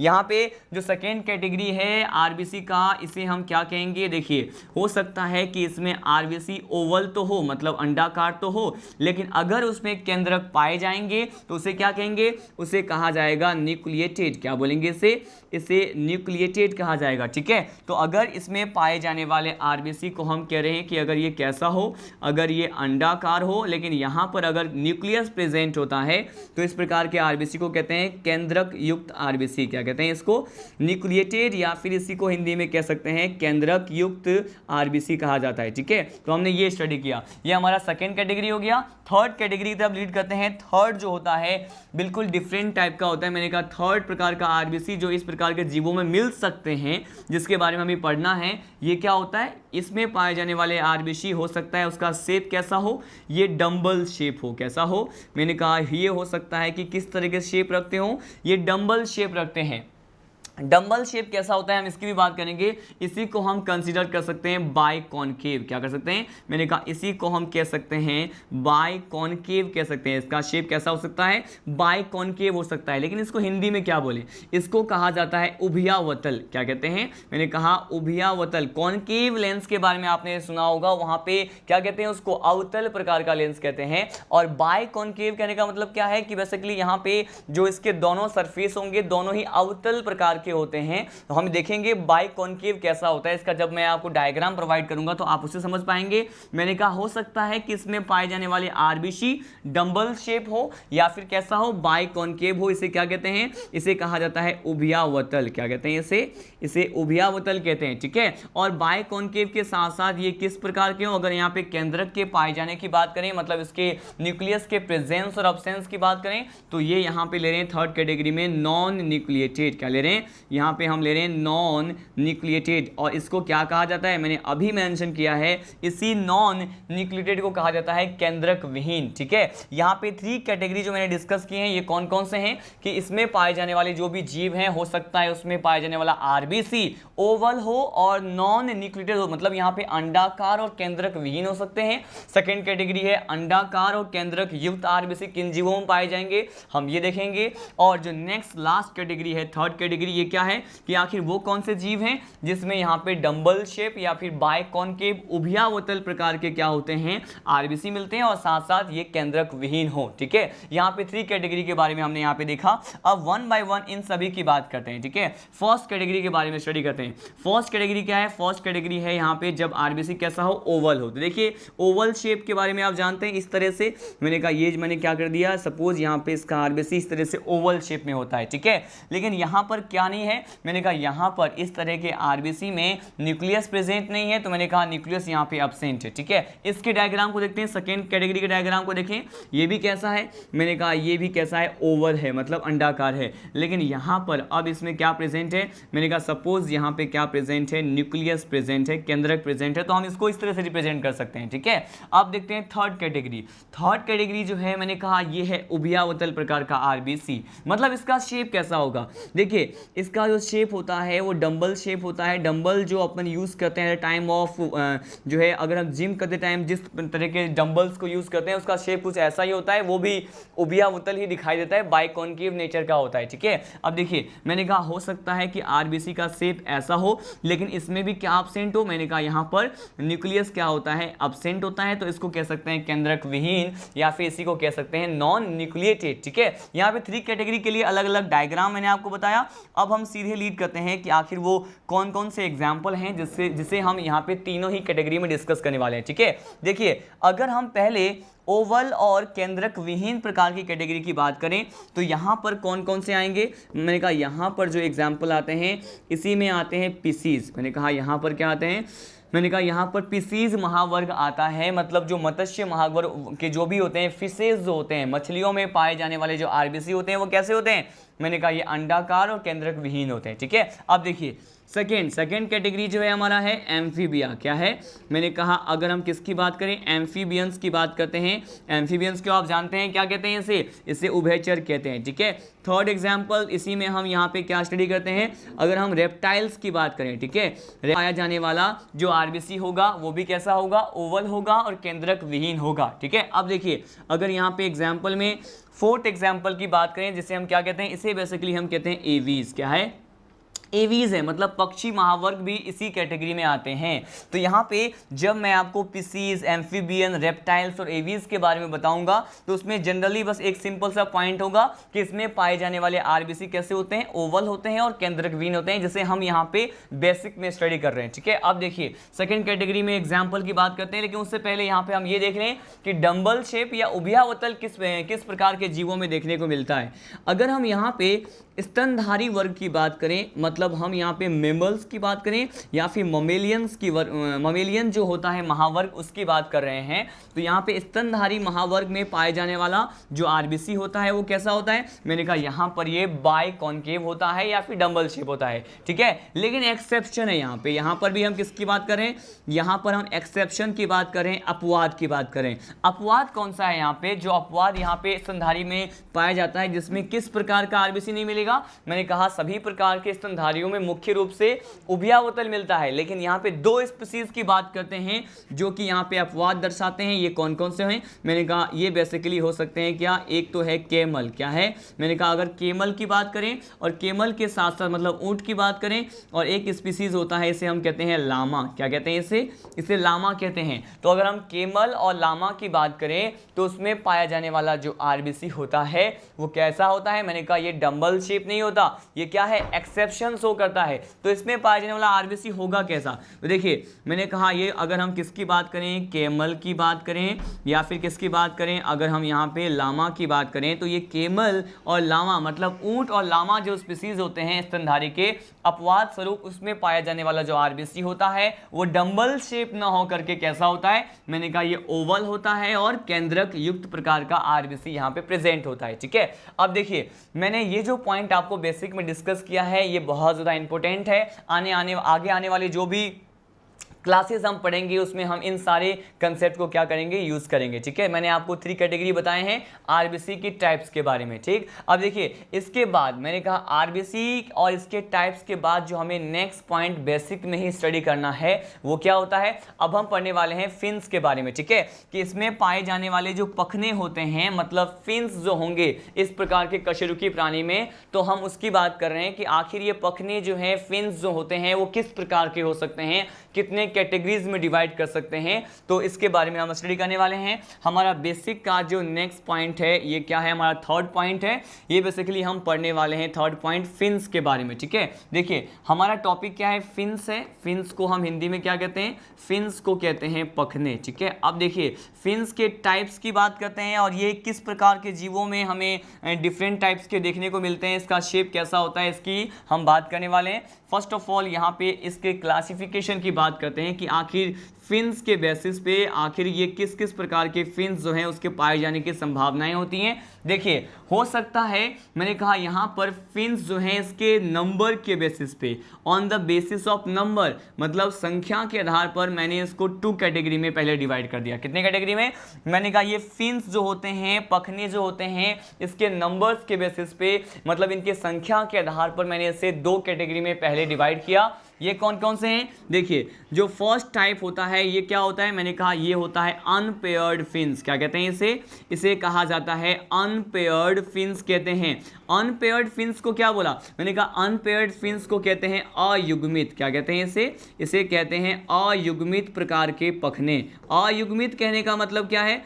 अयुग्मित को ही हम ये कह सकते हैं कि अगर पखने कैसे हो, एकल हो, मतलब कैसे हो, मैंने कहा सिंगल पखने या फिर यहाँ पे एकल पखने की बात करें तो ये हमारा फर्स्ट कैटेगरी हो गया। ठीक है, जिसे मैंने कहा ये फर्स्ट कैटेगरी है। हो सकता है कि इसमें पाए जाने वाले, इन जीवों में पाए जाने वाले पखनों की संख्या कितनी हो, फिन्स यहाँ पे केवल एक हो, तो हम कहेंगे इसे अनपेयर्ड फिन, अयुग्मित पखने कहेंगे या इसे एकल पखने कहेंगे। ठीक है, इसी के नंबर के बेसिस पे मैंने कहा ये बेस कौन सा था, ये था हमारा इसके नंबर। ठीक है, फिन्स के नंबर कितने होते हैं मतलब इसकी संख्या के आधार पर हम यहाँ पे क्या करें, डिवाइड करें। लिख दिया मैंने यहाँ पे नंबर्स के बेसिस पे। सेकेंड कैटेगरी की बात करते हैं। हो सकता है कि अगर यहाँ पे फिन्स कितने हो, मैंने कहा हो सकता है यहाँ पे फिन्स 2 हैं, तो इसे क्या कहेंगे, इसे हम कहेंगे पेयर्ड फिन्स। क्या कहेंगे इसे कहा जाएगा पेयर्ड फिन्स, या फिर इसको हम हिंदी में क्या बोल सकते हैं, इसको कहा जाता है युग्मित प्रकार के पखने। ठीक है, तो ये जो है ये सारे पॉइंट वहाँ पे जब हम सुपर क्लास अलग अलग पढ़ेंगे तो वहाँ पे ये सारे पॉइंट आएंगे। किसी में अयुग्मित प्रकार के पखने होंगे, किसी में युग्मित प्रकार के पखने होते हैं, इसीलिए इन सभी पॉइंट को हम यहीं पे स्टडी करने वाले हैं। अब देखिए वेरी फर्स्ट जो कैटेगरी है वो क्या है, अयुग्मित प्रकार के पखने के बारे में हम क्या करने वाले हैं, स्टडी करने वाले हैं। देखिए ये जो एकल प्रकार के या फिर जो अनपेयर्ड फिन्स होते हैं इसे भी हम यहाँ पे 3 कैटेगरी में डिवाइड करते हैं। कितने कैटेगरी में? मैंने कहा यहाँ पर इसको भी 3 कैटेगरी में डिवाइड कर सकते हैं। और ये कौन कौन से होते हैं मैं इसकी बात करने वाला हूँ। देखिए हो सकता है कि ये जो अनपेयर्ड फिन्स हो वो कैसे हो, मैंने कहा ये जो है डॉर्सल फिन हो सकते हैं। कैसे हो सकते हैं? मैंने कहा अगर ये इसके किस भाग पर प्रेजेंट हो, अगर ये पृष्ठ भाग पर प्रेजेंट होता है तो उसे इस तरह के पखने को हम क्या कहते हैं, इस तरह के फिन्स को कहते हैं डॉर्सल फिन। क्या कहते हैं? डॉर्सल फिन कहते हैं। इसी में ही नेक्स्ट कैटेगरी जो सेकेंड कैटेगरी है कि अगर ये फिन्स जो हैं एकल प्रकार के तो हो लेकिन कहां पे पाए जाते हो, मैंने कहा ये बेसिकली अगर इसके अधर सरफेस पे मिलता है, मतलब इसके वेंट्रल सरफेस पे मिले। कहां मिले? मैंने कहा वेंट्रल या फिर इसके अधर भाग पर मिले तो मैंने कहा यहाँ पर सेकेंड कैटेगरी हो गया, वेंट्रल सरफेस पे मिलने वाले जो फिन्स होते हैं इसे क्या कहते हैं, वेंट्रल फिन्स कहते हैं या फिर अधर पखनी कहते हैं। ठीक है, ये अयुग्मित प्रकार के पखनों को ही मैं फर्दर 3 कैटेगरी में क्लासिफाई कर रहा हूँ। ठीक है, अब देखिए यहाँ पर हम नेक्स्ट पढ़ते हैं। नेक्स्ट जो है हमारा कैटेगरी जो है जिसे हमें पढ़ना है, हमने यहाँ पे डॉर्सल के बारे में देखा, हमने यहाँ पे वेंट्रल के बारे में देखा। लास्ट जो होता है इसे कहते हैं कॉडल फिन्स। क्या कहते हैं इसे कॉडल फिन्स कहते हैं। कॉडल जो है इसका मीनिंग क्या होता है, इसका मीनिंग होता है पुच्छीय प्रकार के जो ये टेल वाला जो फिन होता है, टेल वाले रीजन में जो प्रेजेंट होते हैं फिशेज में, हम इसकी बात कर रहे हैं। मैंने कहा ये कॉडल फिन्स को ही समटाइम क्या कहते हैं, इसी को टेल फिन्स कहते हैं। ठीक है, और इसको हिंदी में क्या कहते हैं, इसे कहते हैं पुच्छीय प्रकार के, इसे हम कहते हैं पुच्छीय प्रकार के पखनी कहते हैं या फिर फिन्स कहा जाता है। ठीक है, तो यहाँ पर हमने ये देखा। तो यहाँ पे मैंने बताया कि जो अनपेयर्ड प्रकार के फिन्स, जिसमें अगर ये सिंगल प्रेजेंट होते हैं, ये भी 3 प्रकार के होते हैं, डॉर्सल, वेंट्रल और कॉडल। ठीक है, अब हम यहाँ पे सेकेंड कैटेगरी की बात करते हैं। देखिए, अगर यहाँ पे पेयर्ड फिन्स की बात करें तो पेयर्ड फिन्स भी यहाँ पे 2 प्रकार के होते हैं, 2 टाइप्स के होते हैं। कौन कौन से, मैंने कहा जो फर्स्ट टाइप होता है इसे कहा जाता है पेक्टोरल फिन्स। क्या कहते हैं, अभी एक सिंगल डायग्राम देखेंगे फिश का और उस डायग्राम में आप समझ पाएंगे कि आखिर ये पेक्टोरल फिन्स कैसे होते हैं, पेल्विक फिन्स कैसे होते हैं। ठीक है, तो ये पेयर्ड फिन्स को भी मैंने 2 कैटेगरी में डिवाइड कर दिया। एक क्या है, एक तो है पेक्टोरल फिन्स। ठीक है, और जो दूसरा होता है इसे क्या कहते हैं, इसे कहते हैं पेल्विक फिन्स। ठीक है, यहाँ पे देख रहे हैं 2 प्रकार के फिन्स और पढ़ रहे हैं, एक को बोला यहाँ पे पेक्टोरल फिन्स और एक को बोला यहाँ पे पेल्विक फिन्स। ठीक है, अब देखिए यहाँ पर सबसे ज्यादा जो इंपॉर्टेंट फिन्स होता है ये होता है यहाँ पे कॉडल फिन्स की बात करते हैं। ठीक है, कॉडल फिन्स ही क्यों यहाँ पे इंपॉर्टेंट मैं बोल रहा हूँ, क्योंकि जब भी हम यहाँ पे फिश की बात करें या फिर यहाँ पे हम मछलियों की बात करते हैं, मत्स्य महावर्ग या फिर पीसीज सुपर क्लास की बात करते हैं, तो उसमें आने वाले जो भी मेंबर्स होते हैं ये उपास्थीमीन होंगे या फिर अस्थिमीन होंगे, मतलब ये कार्टिलेजिनस फिश होंगे या फिर बॉनी फिश होंगे। इसका निर्धारण, इसको डिटरमाइन कैसे करें, तो इसका जो निर्धारण होता है उनमें पाए जाने वाले जो कॉडल फिन होते हैं, पुच्छीय प्रकार के पखनी होते हैं, टेल फिन्स होते हैं, उसके आधार पर ही किया जाता है। ठीक है, कैसे हम यहाँ पर अभी देखने वाले हैं। मैंने कहा ये जो टेल फिन्स होता है इसी के आधार पर हम मछलियों को क्या कर सकते हैं, पहचान सकते हैं, आइडेंटिफाई कर सकते हैं कि वो कार्टिलेजिनस फिन है या मतलब उपास्थि मीन है या फिर ये क्या है, अस्थि मीन है मतलब बॉनी फिश है। किस प्रकार से पहचानते हैं, मैंने कहा ये देखिए ये जो कॉडल फिन्स होते हैं इसको भी हम 2 कैटेगरी में डिवाइड कर सकते हैं। कैटेगरी में मैंने कहा इसको भी हम 2 कैटेगरी में डिवाइड कर सकते हैं। कैसे और कौन से कैटेगरी होते हैं हम इसकी बात करें। देखिए यहाँ पर हो सकता है कि ये जो कॉडल फिन है, टेल फिन हो, वो कैसे हो, ये सममित प्रकार के हों। कैसे हों, ये सममित प्रकार के हों। सममित को क्या कहते हैं, ये सिमेट्रिकल टाइप के होते हैं। कैसे होते हैं ये जो पखनी होते हैं इनके कॉडल फिन जो होते हैं वो सिमेट्रिकल भी हो सकते हैं। सिमेट्रिकल के साथ साथ ये भी चांसेस हैं ये कैसे हो सकते हैं, ये असममित प्रकार के हो सकते हैं। कैसे, मैंने कहा ये असममित प्रकार के हों तो इसे क्या कहेंगे, इसे कहेंगे एसिमेट्रिकल। क्या कहेंगे इसे कहेंगे एसिमेट्रिकल फिन कहेंगे। क्या बोलेंगे इसको, इसे एसिमेट्रिकल फिन कहते हैं। ठीक है, लेकिन देखिए यहाँ पर जो सबसे ज्यादा कॉम्प्लेक्स और टेक्निकल टर्म जो यूज करते हैं सिमेट्रिकल प्रकार के या सममित प्रकार के पखनों के लिए, इसे क्या कहते हैं स्टूडेंट, इसे कहा जाता है होमो सर्कल। क्या कहते हैं इसे कहा जाता है होमो सर्कल प्रकार के फिन कहते हैं। और यहाँ पे होमो क्या रिप्रेजेंट करता है, मैंने कहा यहाँ पर जो होमो होता है वो इसके सिमिलर मतलब सेम प्रकार के पखनों को रिप्रेजेंट करता है। होमो का मीनिंग क्या होता है, समान प्रकार के। ठीक है, और ये जो असममित प्रकार के पखनी होते हैं इसे क्या कहा जाता है। देखिए यहाँ पर अगर हम यहाँ पे असममित प्रकार के पखनों की बात करें तो ये जो है बेसिकली इसके लिए जो जिस टर्म का यूज करते हैं इसे कहते हैं हेटेरो सर्कल। क्या कहते हैं इसे कहा जाता है हेटेरो सर्कल कहते हैं। ठीक है, अब देखिए ये हेटेरो सर्कल और होमो सर्कल किस आधार पे बोल रहे हैं, ये मछलियों में पाए जाने वाले जो टेल फिन्स होते हैं उसको मैंने 2 कैटेगरी में डिवाइड कर दिया। सम्मित हैं मतलब एक जैसे फिन्स होते हैं। ठीक है, कॉडल फिन्स की बात कर रहा हूं। अगर कॉडल कॉर्डल फिन्स कैसे हो, मैंने कहा एक जैसे हो, सिमिलर हो, समान प्रकार के आकार अगर होते हैं तो बेसिकली वो सममित प्रकार के होते हैं, जैसे हम होमोसेक्सुअल प्रकार के कॉर्डल फिन कहते हैं। ठीक है, अगर ये दोनों ही जो ये कॉर्डल फिन्स जो होते हैं वो बेसिकली कैसे होते हैं, मैंने कहा ये अलग अलग शेप के होते हैं, तो उसे क्या कहेंगे, असममित कहेंगे या हेटेरोसर्कल कहेंगे। एक डायग्राम के थ्रू इसे समझने की कोशिश करते हैं। यहाँ पे एक हम फिश का डायग्राम देखते हैं और वहां पे अलग अलग प्रकार के पखनों के साथ साथ इनमें जो कॉर्डल फिन्स किस प्रकार से ये सिमेट्रिकल और एसिमेट्रिकल होते हैं, हम इसकी बात करते हैं। ठीक है, फर्स्ट ऑफ ऑल अगर यहाँ पे एक हम क्या करें, बेसिकली अगर यहाँ पे हम मछली बनाएं तो बेसिकली यहाँ पे देखते हैं कि मछली जो है वो बेसिकली इसमें किस प्रकार के फिन्स जो हैं उसकी पाए जाने की संभावना है। सपोज यहाँ पर मैं क्या बना रहा हूँ, यहाँ पर बेसिकली हम यहाँ पे क्या बना रहे हैं, सपोज यहाँ पे कोई भी हमने क्या कर लिया, एक फिश को जो है ड्रॉ कर लिया। ठीक है, अब देखिए यहाँ पर मैंने कहा सपोज ये कोई फिश है। ठीक है, इस फिश के ऊपर जो है क्या क्या प्रेजेंट होता है, हम इसको बना लेते हैं। मैंने कहा सपोज ये आई वाला पार्ट बनाया, ये इसका ओपरकुलम है और आप जानते हैं इसके ऊपर क्या प्रेजेंट होते हैं, शल्क पाए जाते हैं। ठीक है, तो मैंने यहाँ पर इसके ऊपर पाए जाने वाले शल्क मतलब ये जो स्केल्स लाइक स्ट्रक्चर होते हैं इसकी भी बात कर ली है। ठीक है, और ये यहाँ पे कुछ इस प्रकार से क्या प्रेजेंट होते हैं, पखने प्रेजेंट होते हैं। ठीक है, तो ये देखिए मैंने ये जो बनाया है बेसिकली ये फिश है और इस फिश की बात करते हैं कि यहाँ पर अलग अलग पखने किस तरह से प्रेजेंट होते हैं। देखिए ये जो फिश है इसके डायग्राम का ये वाला जो भाग होता है ये इसका डॉर्सल सरफेस है। क्या है, मैंने कहा ये इसका डॉर्सल या इसके पृष्ठ वाले भाग को रिप्रेजेंट कर रहा है। ठीक है, लेकिन इसका जो नीचे वाला भाग है ये कौन सा भाग है, मैंने कहा ये इसके वेंट्रल या फिर अधर वाले भाग को दर्शा रहा है। कौन से भाग को, इसके वेंट्रल या फिर अधर वाले भाग को दर्शा रहा है। ठीक है, अब देखिए अगर इसमें पाया जाने वाला जो फिन होता है अगर इस तरह से डॉर्सल वाले भाग में प्रेजेंट होते हैं तो ये हमारा फिन कौन सा हो गया, ये हमारा हो गया डॉर्सल फिन। ये कौन सा है, मैंने कहा ये डॉर्सल फिन हो गया। ठीक है, लेकिन अगर ऐसे फिन की बात करें जो इसके अधर मतलब इसके वेंट्रल सरफेस पे मिलते हैं, ठीक है, तो इस पखने को क्या कहेंगे, इसे हम कहेंगे अधर पखने या फिर इसे हम कहेंगे वेंट्रल फिन कहेंगे। ठीक है, ये आपने देखा।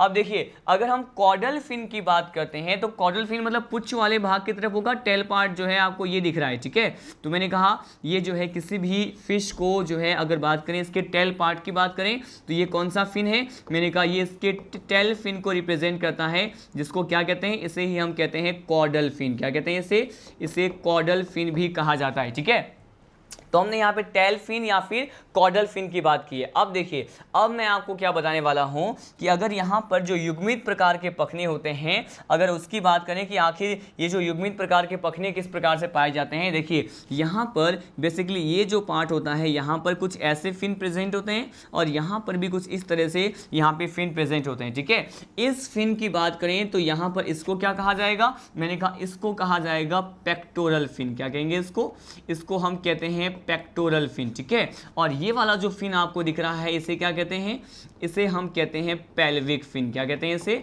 मैंने कहा इसे कह दिया मैंने पेल्विक फिन। लेकिन हमने एक एटिपिकल स्ट्रक्चर मतलब एक सिंगल कोई भी हमने फिश ले लिया और उसका डायग्राम यहाँ पे रिप्रेजेंट किया, इसमें पाए जाने वाले जो डॉर्सल और वेंट्रल सरफेस पे अलग अलग प्रकार के युग्मित और अयुग्मित प्रकार के फिन्स होते हैं उसको मैंने यहाँ पे रिप्रेजेंट कर दिया। ठीक है, मैंने कहा इसके डॉर्सल सरफेस पे जो यहाँ पे फिन प्रेजेंट है ये डॉर्सल फिन है, इसके वेंट्रल सरफेस पे जो फिन प्रेजेंट होता है मैंने कहा ये वेंट्रल फिन हो गया। नेक्स्ट मैंने बताया आपको पेक्टोरल फिन के बारे में, फिर हमने देखा पेल्विक फिन, और ये जो कॉर्डल फिन है इसको हमें यहाँ पर डिटेल से देखना है कि आखिर इसमें कॉर्डल फिन में जो है हम सिमेट्रिकल किसको बोले और एसिमेट्रिकल किसको बोले। ये डायग्राम तो बस यहाँ पे सभी प्रकार के फिन्स को रिप्रेजेंट कर रहा है। ठीक है, लेकिन देखिए ये जो कॉर्डल फिन वाला जो पार्ट होता है स्टूडेंट, बेसिकली हम इसकी बात कर रहे हैं, इसी कॉर्डल फिन वाले पार्ट की बात कर रहे हैं। तो देखिए मैं यहाँ पर सममित प्रकार के फिन्स में क्या कह रहा हूँ कि यहाँ पे सपोज कि ये जो कॉर्डल फिन है यहाँ पर मैं केवल इस फिश का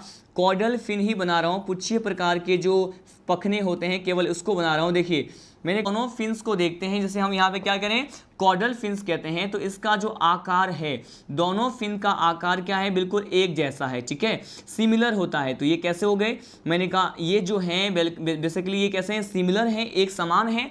ये दोनों जो कॉर्डल फिन है वो बिल्कुल आकार में क्या है, एक समान दिखाई दे रहे हैं, सिमेट्रिकल होते हैं। इसीलिए इस तरह के जो फिन्स होते हैं जो कि एक समान सममिति को दिखाते हैं, दर्शाते हैं, इसे कहते कहते हैं होमो सर्कल, ठीक है, या सिमेट्रिकल फिन कहते हैं, ठीक है। लेकिन यहाँ पर एक ऐसे फिन की बात करूँ, देखिए यहाँ पर हम एक ऐसे फिन की बात करते हैं जो कि एसिमेट्रिकल होता है।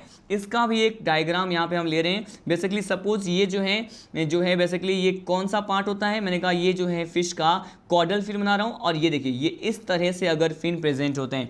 यहाँ पर आप देख रहे हैं कि ये दोनों जो फिन्स होते हैं, जो कॉर्डल फिन्स है यहाँ पे, वो बिल्कुल भी एक समान आकार के नहीं हैं। एक शॉर्ट है तो एक क्या है, लॉन्ग है, ठीक है, एक छोटा है तो एक क्या है, बड़ा है। और इस तरह से मैंने कहा क्या इसकी सममिति एक जैसी है, मैंने कहा नहीं, ये बिल्कुल भी एक जैसे सिमेट्री को नहीं रखते हैं, ये एसिमेट्रिकल होते हैं। मतलब इसे क्या कहते हैं, इस तरह के फिन्स को इसे कहा जाता है हेटेरोसर्कल। क्या कहते हैं इसे हेटेरोसर्कल कहा जाता है, ठीक है। सबसे ज्यादा इंपॉर्टेंट पॉइंट था ये। अब देखिए यहाँ पे दोनों प्रकार के मतलब सिमेट्रिकल और एसिमेट्रिकल प्रकार के फिन का डायग्राम मैंने क्या कर दिया, रिप्रेजेंट कर दिया। और इसके डायग्राम के बाद अब हम ये देखें कि आखिर ये जो सिमेट्रिकल फिन होता है वो किस प्रकार के फिश में पाया जाएगा। देखिए सिमेट्रिकल प्रकार के जो फिन्स होते हैं वो किस में पाया जाएगा, मैंने कहा ये बॉनी फिश में होता है। किसमें, ये जो अस्थिमीन होते हैं। मैंने कहा अगर हम यहाँ पे बॉनी फिश की बात करें, अगर हम यहाँ पे अस्थिमीन की बात करते हैं, तो उसमें पाए जाने वाले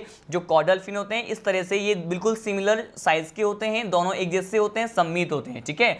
लेकिन यहाँ पे हम अगर किसकी बात करें, असम्मित प्रकार के, कि दोनों का जो सम्मिति है वो एक जैसा ना हो, तो हम इससे क्या कह सकते हैं, ये बेसिकली यहाँ पर उपास्थीमीन की बात करेंगे।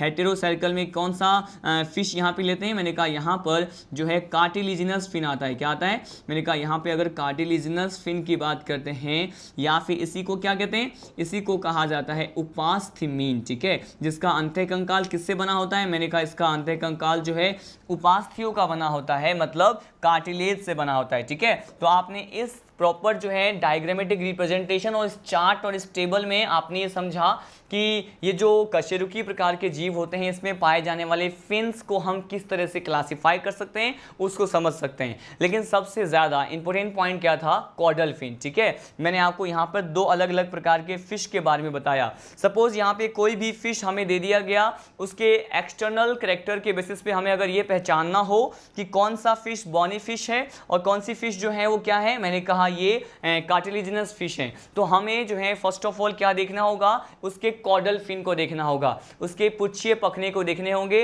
और टेल फिन को देखने होंगे। अगर वो सिमिलर साइज के हैं, एक जैसे दिखाई देते हैं, तो वो कैसे हो जाएंगे, वो बॉनी फिश है। और इसी तरह के ऑब्जर्वेशन का इस्तेमाल जब हम प्रैक्टिकल में जब हम इस पे एक्सपेरिमेंट करते हैं डिफरेंट टाइप्स के फिशेस पे, तो इसी पर्टिकुलर फिनोमिना को यूज़ करके और इसी टेबल्स को यूज़ करके उसको पहचानना होता है, आइडेंटिफाई करना होता है कि फिश जो है वो अस्थिमीन है या फिर उपास्थीमीन है, ठीक है। और इसके साथ साथ यहाँ पे जो है अगर अस्थिमीन और उपास्थीमीन को पहचानने का फर्स्ट तरीका मैंने बताया कॉर्डल फिन, लेकिन इसके अलावा इसमें जो है यहाँ पर जो गिल स्लिट वाला जो पार्ट होता है, मतलब माउथ वाले हेड वाले पार्ट की अगर बात करें, वहाँ पर जो है ओपरकुलम प्रेजेंट होता है, ठीक है। ओपरकुलम जो है बेसिकली कुछ मछलियों की प्रजातियों में ये गिल ढापन जिसे कहते हैं, ओपरकुलम प्रेजेंट होते हैं, कुछ में एब्सेंट होते हैं। तो on the basis of operculum भी हम ये कह सकते हैं, गिलढापन के आधार पर भी हम ये कह सकते हैं कि अस्थिमीन कौन सा है और उपास्थीमीन कैसा है, ठीक है। अब बेसिकली हमारा टॉपिक क्या था, फिन्स के बारे में।